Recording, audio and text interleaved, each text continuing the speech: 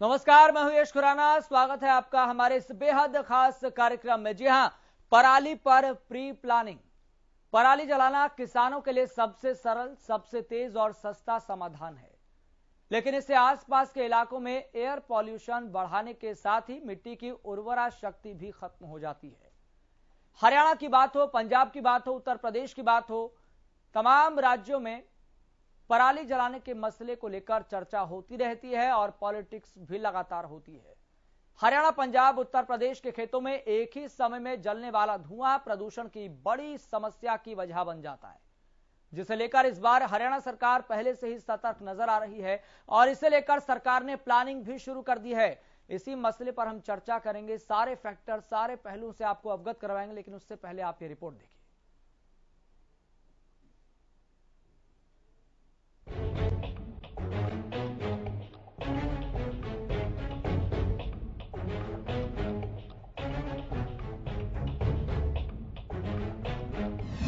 पराली पर सरकार की प्लानिंग, खास योजना पर शुरू हुआ काम।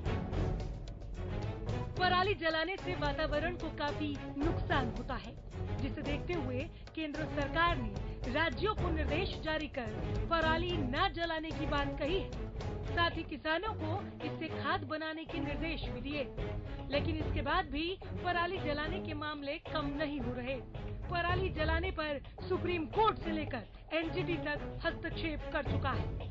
पंजाब के साथ ही हरियाणा में भी पराली की समस्या काफी गंभीर है। हर साल पराली जलाने को लेकर हरियाणा सरकार की ओर से योजनाएं बनाई जाती है, जिन पर काम भी होता रहा है, लेकिन इस बार सीजन से पहले ही पराली की समस्या को लेकर हरियाणा की मनोहर सरकार सतर्क है, जिसे लेकर मुख्य सचिव संजीव कौशल ने अभी से ही इस दिशा में काम करना शुरू कर दिया है। संजीव कौशल का कहना है, पराली के मामले में बीते कुछ समय में कमी आई है। ऐसे में इस समस्या को खत्म करने के लिए अभी और कोशिश करने की जरूरत है। साथ ही ग्राम स्तर पर कमेटियां बनाई जाए, जिससे कि जमीनी स्तर पर पराली जलाने को लेकर नजर रखी जा सके। फसल के अवशेष का बेहतर मैनेजमेंट हो, इसके लिए एक्स-सीटू प्रबंधन हेतु वर्तमान प्रौद्योगिकियों के अलावा नई प्रौद्योगिकियों और परियोजनाओं की संभावनाएं तलाशने के भी आदेश दिए हैं। साथ ही नए तरह के मैनेजमेंट पर भी रिसर्च की जा रही है, ताकि पराली का बेहतर मैनेजमेंट हो सके। वहीं कई जागरूकता कार्यक्रम चलाए जाने के निर्देश भी दिए गए हैं, जिससे कि किसानों को समझाया जा सके कि पराली जलाने से क्या क्या नुकसान होता है। पराली जलाने से केवल इंसानों को ही नहीं, बल्कि वातावरण को भी नुकसान होता है। पराली जलाने के नुकसान: सांस लेने की समस्या, आंखों में जलन की समस्या, गले की समस्या, मिट्टी में कार्बनिक पदार्थ की क्षति, लाभकारी सूक्ष्म जीवाणुओं का सफाया, मुख्य और सूक्ष्म पोषक तत्वों की कमी। पराली की खपत के लिए हरियाणा में बायोमास प्रोजेक्ट लगाए गए हैं और वर्तमान में 11 प्रोजेक्ट चल रहे हैं, जिनमें से 4.48 लाख मीट्रिक टन पराली का उपयोग किया जा रहा है। वहीं साल 2022-23 में 6.43 लाख मीट्रिक टन पराली का उपयोग किया जाएगा। इसके अलावा 2 और बायोमास पावर प्रोजेक्ट के साथ ही एक एथेनॉल प्लांट का काम भी जुलाई में पूरा हो जाएगा। इन प्लांट के पूरा होने के बाद 4.26 लाख मीट्रिक टन पराली का भी अतिरिक्त उपयोग भी किया जाएगा। चंडीगढ़ से रवि कालीरामन के साथ ब्यूरो रिपोर्ट, हरियाणा न्यूज। तो मनोहर सरकार ने अभी से प्लानिंग करना शुरू कर दिया है।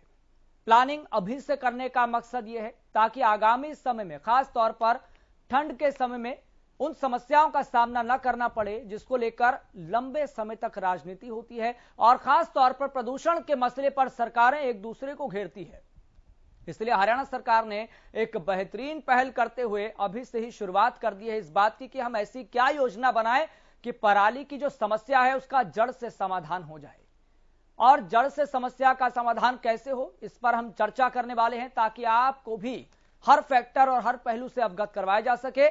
आपको मेहमानों से तारुफ करवा देते हैं। हमारे साथ स्टूडियो में मौजूद हैं महेश मुकदम, पर्यावरणविद हैं। सर, आपका बहुत बहुत शुक्रिया इस खास कार्यक्रम में जुड़ने के लिए। और हमारे साथ बीजेपी प्रवक्ता प्रोफेसर विधुरावल भी अब से कुछ देर बाद जुड़ेंगे और मेरे सहयोगी करण खुराना भी जुड़ गए हैं न्यूज रूम से। महेश जी, मैं आपके पास लौटूंगा। करण, फिलहाल क्या अपडेट मिल पा रहा है, किस तरह की योजना पर काम कर रही है हरियाणा सरकार? देखिए, दिल्ली में ठंड आते ही या देश में ठंड आते ही उत्तर भारत का जिस तरीके से पारा है वो गर्म हो जाता है। और आप देखा होगा पिछले दिनों भी ठंड में जिस तरीके से प्रदूषण पर जमकर राजनीति होती है, दिल्ली हो, हरियाणा हो, पंजाब हो, आरोप प्रत्यारोप लगाते हैं।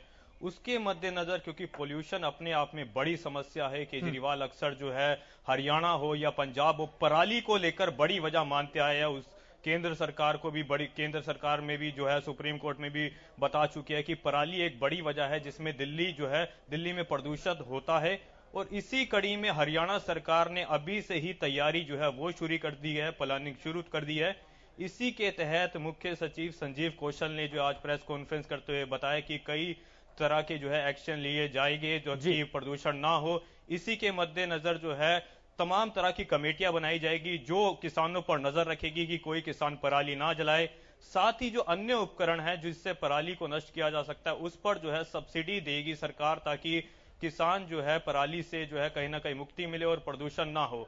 लेकिन इस बीच में आपको यह भी बता दूं कि सरकार की एक एजेंसी है सफर, उसके मुताबिक जो है पराली से 48% जो है वो प्रदूषण होता है, जबकि केंद्र सरकार ने जो हलफनामा दाखिल किया था माफ कीजिएगा सुप्रीम कोर्ट में, उसके मुताबिक जो है 10% केवल प्रदूषण होता है पराली से।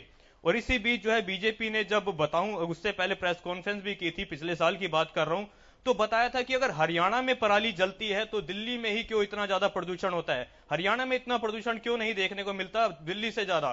क्योंकि दिल्ली में, अगर केजरीवाल कहते हैं कि दिल्ली में हरियाणा में पराली जलती है, हरियाणा में पंजाब में पराली जलती है जिस वजह से प्रदूषण होता है काफी ज्यादा दिल्ली में, तो हरियाणा और पंजाब में इतना प्रदूषण देखने को क्यों नहीं मिलता जितना दिल्ली में देखने को मिलता है। ये इस तरह की बीजेपी के आरोप है, लेकिन कहीं ना कहीं अपने आप में एक बड़ी समस्या है, क्योंकि हमने पिछले साल देखा था कि नौबत लॉकडाउन तक की आ गई थी दिल्ली में, और सुप्रीम कोर्ट ने सख्त फटकार लगाते हुए, चाहे दिल्ली हो या पंजाब हो या हरियाणा हो, आपात बैठक बुलाते हुए तीनों सरकारों को मीटिंग करते हुए इस पर सख्त कदम उठाने के निर्देश दिए थे। हालांकि होता जो है वो कुछ नहीं है, और बावजूद इसके हर साल जो है कहीं ना कहीं दिल्ली वासियों को, और इस मसले पर जिस पर राजनीति नहीं होनी चाहिए, राजनीति जमकर होती है। समस्या का समाधान जब पूछा जाता है तो समाधान के नाम पर, कार्रवाई के नाम पर सब कुछ शून्य दिखाई देता है। करण, मैं आपके पास लौटूंगा। इस मसले पर चर्चा करना इसलिए भी अहम है क्योंकि बहुत सारे फैक्टर इसके साथ जुड़े हुए हैं, चाहे वो खेती की बात हो, चाहे वो लोगों की सेहत की बात हो या फिर वातावरण की बात हो। हमारे साथ इस मसले पर चर्चा करने के लिए बीजेपी प्रवक्ता प्रोफेसर विधुरावल भी जुड़ गए हैं। प्रोफेसर साहब, बहुत बहुत शुक्रिया खास कार्यक्रम में जुड़ने के लिए। धन्यवाद जी। प्रोफेसर साहब, बहुत अच्छी बात है कि हरियाणा सरकार अभी से ही इस बेहद महत्वपूर्ण मसले पर सोचना हरियाणा सरकार ने शुरू कर दिया है, प्लानिंग शुरू कर दी है। लेकिन ये प्लानिंग किस तरह की हो सकती है, किन योजनाओं पर काम चल रहा है, क्या रोड मैप है, सर आप हमारे दर्शकों को बता सके। देखिए, हरियाणा सरकार देश की सबसे किसान हितकारी सरकार है जी। हमने एक के बाद एक योजनाओं द्वारा किसान को लाभान्वित किया है। हम अग्रणी रहे किसान हित कार्यों में। इसके साथ साथ हम हमारी जो जिस प्रकार की अप्रोच रही है, एनवायरमेंट फ्रेंडली अप्रोच रही है, वातावरण में प्रदूषण न फैले, उसके लिए भी हम पहले से काम करते रहे हैं अलग अलग तरीकों से। जहां तक क्रॉप रेजिडुअल मैनेजमेंट की बात है, फसल अवशेष के प्रबंधन की बात है, हम उसमें भी देश के अंदर अग्रणी हैं और हम मॉडल प्रस्तुत कर रहे हैं। जिस प्रकार से हमने 80% सब्सिडी दी हुई है कस्टम हायरिंग सेंटर्स को। ये कस्टम हायरिंग सेंटर्स हैं, असल में हमने कहा है कि बहुत सारे किसान समूह जो हैं वो अगर मिलजुल कर अगर पराली प्रबंधन के लिए उपकरण खरीदना चाहें तो हम 80% तक उस पर सब्सिडी दे रहे हैं।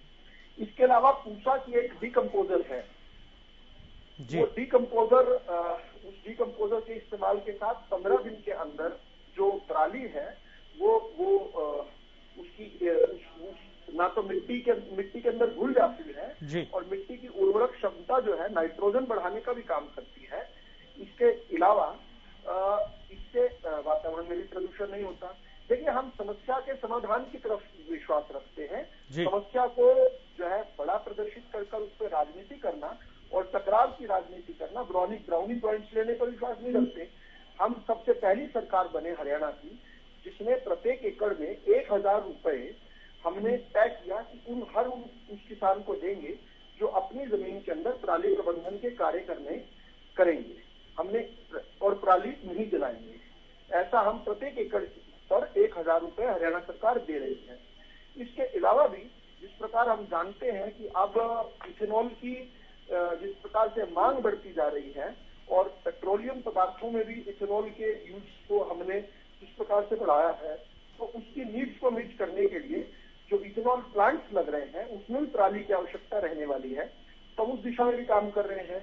हमारे हरियाणा के अंदर 11 अभी भी जब मैं और आप बात कर रहे हैं जी, तो 11 फंक्शनल हमारे बायोगैस प्लांट्स हैं जिसके अंदर पराली को प्रमुख रूप से जो है वहां खपाया जा रहा है जी। और 11 और लाइंड अप है, इस प्रकार के 11 प्लांट्स और लाइंड अप हैं जिनको हम बहुत जल्दी फंक्शनल कर देंगे जी। प्रोफेसर साहब, आपने डीकंपोजर का जिक्र किया था। ये डीकंपोजर वही तो नहीं जो दिल्ली सरकार भी पिछले साल किसानों के लिए लेकर आई थी, जिसके जरिए खाद को घुलने में मदद हो गई थी और किसानों को भी ये सुलभ और सस्ता बहुत पड़ रहा था? उसी डीकंपोजर की आप बात कर रहे हैं? देखिए, दिल्ली की सरकार केवल हल्ला मचाती है। दिल्ली की सरकार जमीन पर कुछ नहीं करती। दिल्ली की सरकार की जब बात कर रहा हूं तो आम आदमी पार्टी की दिल्ली की जो राज्य सरकार है उसकी बात कर रहा हूं। वो केवल हल्ला करती है, हमारी चीजों को फॉलो करने का प्रयास तो करती है, लेकिन हमने देखा कि किस प्रकार इस डीकंपोजर पर खर्च तो किया केवल 10 लाख रुपए और इस पर 500 करोड़ की जो है ऐड की जो है शिकायतें आने लगी। तो आम आदमी पार्टी का जो मॉडल है वो मॉडल जमीन पर काम करने की बजाय, समस्याओं का समाधान करने की बजाय समस्याओं को टकराव में परिवर्तित करना और उसके बूते जो है उसका तमाशा खड़ा करना और केवल थोड़ी राजनीति करना। मैं अब भी चैलेंज के साथ कहता हूं, हरियाणा ने अपने यहाँ पर 48% तक प्रदूषण को घटाया है, जो पराली से होने वाला प्रदूषण है। लेकिन इस प्रकार का कोई आंकड़ा दिल्ली के अंदर हो तो बताए। दूसरी बात कि हमने ये भी कहा है कि यद्यपि पराली से प्रदूषण होता है और एयर पॉल्यूशन में एक प्रमुख इंटीग्रेंट रहता है, लेकिन ये इससे ज्यादा प्रदूषण तो इंडस्ट्रियल पॉल्यूशन है, इससे ज्यादा प्रदूषण तो जो वाहनों का प्रदूषण है। बिल्कुल तो सर, मैं इसी पॉइंट को, इसी फैक्टर को मैं उठाने वाला था सर। पराली की समस्या का हम समाधान कर भी दें, सुप्रीम कोर्ट ने हलफनामा दाखिल किया था, उसके अनुसार 10% तक का प्रदूषण में योगदान पराली का होता है, लेकिन जो 90% का फैक्टर है उस समस्या से हम कैसे सुलझेंगे? यही सवाल मैं पर्यावरणविद जो हमारे स्टूडियो में बैठे हुए हैं महेश मुकदम जी से मैं पूछूंगा। महेश मुकदम जी, चूंकि अपने आप में बहुत महत्वपूर्ण सवाल है, हम पराली की समस्या को जड़ से खत्म करने की बात कर रहे हैं, बहुत अच्छी बात है, चाहे वो किसी भी सरकार की बात हो। ये बात एक किसी सरकार तक सीमित नहीं है, ये बात किसी राज्य तक सीमित नहीं है। डीकंपोजर का इस्तेमाल करके अब पराली की जो समस्या है उसका समाधान करने की कवायद और पहल की जा रही है, लेकिन जो 90% तक का प्रदूषण है उसका समाधान कैसे हो, ये बहुत बड़ा टॉपिक है, बहुत बड़ा फैक्टर है, कैसे हो सर? देखिए, इसमें महत्वपूर्ण सबसे ज्यादा ये है कि जागरूकता की जितनी हम इसमें बढ़ावा देंगे, लोगों में जागरूकता जाएगी। और सिर्फ प्रशासन नहीं, सिर्फ सरकार ही नहीं, प्रत्येक व्यक्ति विशेष को ये जिम्मेदारी समझनी पड़ेगी। और ये मैं बार बार इस बात में कहता आया हूं कि जब हम बात करते हैं प्रदूषण की, वायु प्रदूषण की, जल प्रदूषण की, तो हम भूल जाते हैं कि हमें पेड़ भी लगाने हैं। हम बात करते हैं कि जब धुआं इतना निकल रहा है, दिल्ली पूरा धुएं से लबालब भरा रहता है, या एनसीआर की मैं बात करूं, तो फिर हम भूल जाते हैं कि बहुतायत में गाड़ियां इतनी बिक्री हो रही है, एक एक घर में 4-4 वाहन खड़े हुए हैं। और बात जब वाहनों की आती है तो फिर उस पर कोई लगाम नहीं है।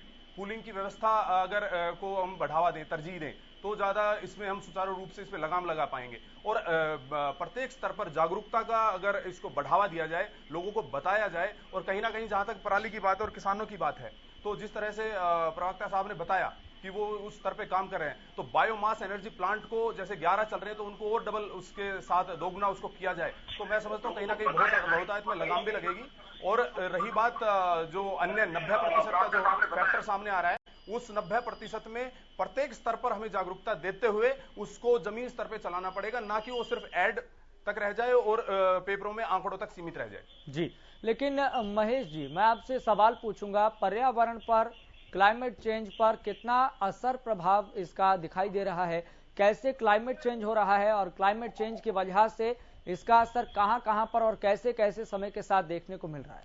देखिए, बहुतायत में इसका प्रभाव पड़ रहा है। आप देख रहे होंगे कि आज जो ये पर्यावरण प्रदूषण है, इसने जैसे भुखमरी, महंगाई, उस स्तर की ये बीमारी एक हमारे सामने खड़ी है और ये इतनी बीमारियों का मैं समझता हूं कि इसको उत्पन्न कर रही है। चाहे वो कैंसर की भयावह रोग हो, आज चाहे वो 5 साल का हो या 55 साल का, पता ही नहीं चलता कौन सी बीमारी किस तरह से उसको लग जा रही है। तो ये और क्लाइमेट चेंज, मौसम के हिसाब से मौसम नहीं रह रहे हैं। अब ग्लेशियर की तरह जैसे पिघल रहा है, क्योंकि हीट इतना ज्यादा हो जाता है गर्मियों में, सर्दियों में सर्दियां उस हिसाब से नहीं है, तो बहुत ज्यादा इसमें प्रभाव पड़ रहा है और कहीं ना कहीं हमारी ओजोन परत पे को वो खंड विखंडित कर रहा है और उसके हिसाब से ये बीमारियां ज्यादा लोगों में आ रही हैं, श्वास की प्रॉब्लम उसके माध्यम से बढ़े जा रही है। तो क्लाइमेट चेंज तो एक बहुत बड़ा फैक्टर लेके आ रहा है प्रदूषण। ठीक है, प्रोफेसर विधुरावल लगातार हमारे साथ जुड़े हैं। प्रोफेसर साहब, महेश जी पर्यावरणविद हैं, हमारे साथ लगातार स्टूडियो में मौजूद हैं। वो कह रहे हैं जो प्रदेश सरकार प्रयास कर रही है उसको डबल करने की आवश्यकता है। जैसे कि आपने बताया कि इथेनॉल प्लांट की संख्या इतनी है तो उसको डबल किया जाए, बायोगैस के प्लांट इतने हैं तो उसको जो भी फिलहाल मौजूदा संख्या है उससे और डबल किया जाए, तब जाकर कहीं ना कहीं इसका असर देखने को मिलेगा। बहुत अच्छी बात है, हरियाणा सरकार अभी से प्लानिंग कर रही है। सर, शुभकामनाएं हैं और प्रदेश की जनता भी उम्मीद करती है कुछ ना कुछ और बेहतर असर देखने को मिलेगा। निश्चित तौर पर हम जिस प्रकार से अवेयरनेस का भी काम कर रहे हैं, मैं अगला जो बिंदु उठाने वाला था वो अवेयरनेस का उठाने वाला था। हम जिस प्रकार से बहुत सारे किसान समूह, सोसाइटी, यहाँ तक कि स्कूल में भी जो 11वीं और 12वीं के ग्रामीण अंचल में स्कूल हैं, वहां पर भी जो छात्र हैं, विद्यार्थी हैं, उनके सामने भी हमने कैंप लगाए हैं। बहुत सारे किसान जागरूकता कैंप लगाए हैं कि किस प्रकार से पराली को जलाना न केवल वातावरण को प्रदूषित करना है बल्कि अपनी जमीन की उर्वरक क्षमता को कम करना है। और इसके अतिरिक्त जो पहली मार होती है पराली जलने की, वो पहली मार जो है उन्हीं ग्रामीणों के स्वास्थ्य पर पड़ती है जो वहां पर रह रहे होते, जिनके खेत हैं। सबसे पहला प्रदूषण का जो असर है, जो कुअसर है, वो वहीं के ग्रामीणों पर पड़ता है, जिस कारण से हमने देखा है कि पिछले कुछ समय में कैंसर की और खास तौर पर लंग कैंसर की जो बढ़ी हुई घटनाएं हैं वो इसी कारण से है। लेकिन मैं फिर से इस बात को दोहराना चाहता हूं कि हरियाणा की सरकार हर मानक पर जो है फ्यूचरिस्टिक अप्रोच रखती है और इसलिए वो एग्जाम्पल सेट करती है पूरे देश के लिए हर सूचांक पर। और इसमें भी हमने जिस प्रकार से एक एनवायरमेंट फ्रेंडली अप्रोच रखी है और समाधान की बजाय कि दिल्ली सरकार, आम आदमी पार्टी की सरकार की तरह चीखा चिल्ली करने के, हमने यहाँ पर ठोस काम किए हैं। और इसी कारण से हमने देखा है कि जो इंडस्ट्रीज का भी हमने जो है बहुत सारे फ्री जोन बनाए हैं ताकि शहर से, आबादी से दूर जो है इंडस्ट्री जाए। अभी वातावरण प्रदूषण के साथ साथ जल प्रदूषण की बात हो रही थी, वो भी एक महत्वपूर्ण बिंदु है। हमने प्रयास किया पानीपत जैसे शहर में जहां पर बहुत बड़ी एक इंडस्ट्रियल आउटरीच थी, उससे बाहर जो है हमने फ्री जोन बनाया जिसमें इंडस्ट्रीज अब वहां जा रही है, बहुत दूर नहीं है जहां पर मौजूदा इंडस्ट्रीज है, लेकिन वहां पर एटलीस्ट वहां जाएंगी तो रिहायशी इलाके से दूर जाएंगी। दूसरा, हमने हर इंडस्ट्री को कहा है कि वो अपने वेस्ट मैनेजमेंट का प्लान बनाए और इसके लिए बड़ी सख्ती से हम काम कर रहे हैं। हमने प्रोत्साहन भी दिया है, हम इस दिशा में काम कर रहे हैं। देखिए, प्रदूषण चाहे इंडस्ट्रियल प्रदूषण हो, चाहे ऑटोमोबाइल से आने वाला, सड़क पर चलने वाला प्रदूषण हो, चाहे जो कंस्ट्रक्शन जिस प्रकार से चलती है उस समय जो प्रदूषण होता है वो हो, और चाहे पराली जैसे। लेकिन प्रोफेसर साहब, मेरा यहाँ पर एक बहुत महत्वपूर्ण सवाल है। मार्च के महीने में हम चर्चा कर रहे हैं, लेकिन नवंबर दिसंबर में हर साल इस तरह की स्थिति बनती है। हरियाणा सरकार ने अभी से प्लानिंग करना शुरू कर दी है, तो इस बात को हम मानकर चलें जो प्रदूषण की समस्या नवंबर दिसंबर में प्रदेश में देखने को मिलती है। चूंकि हम प्रदेश के संदर्भ में बात कर रहे हैं, इसलिए मैं किसी दूसरे राज्य का जिक्र नहीं करूंगा। प्रदेश में इस बात को लेकर आप इंश्योर कर सकते हैं कि नवंबर और दिसंबर के महीने में जो एयर क्वालिटी इंडेक्स है, PM 2.5 का मीटर है, उसमें बेहतरी देखने को मिलेगी, सांस बेहतर देखने को मिलेगी। इस बात को आप इंश्योर कर पाएंगे या फिर प्रदेश की जनता फिर से वही सवाल उठाएगी, भाई सरकार तो मार्च के महीने से प्लानिंग कर रही थी, क्या हो गया? देखिए, हमारा प्रयास पर्यावरण के जो संरक्षक हैं या पर्यावरण प्रेमी लोग हैं उनको किसानों के खिलाफ खड़ा करना नहीं है जैसे अन्य सरकारें करती हैं।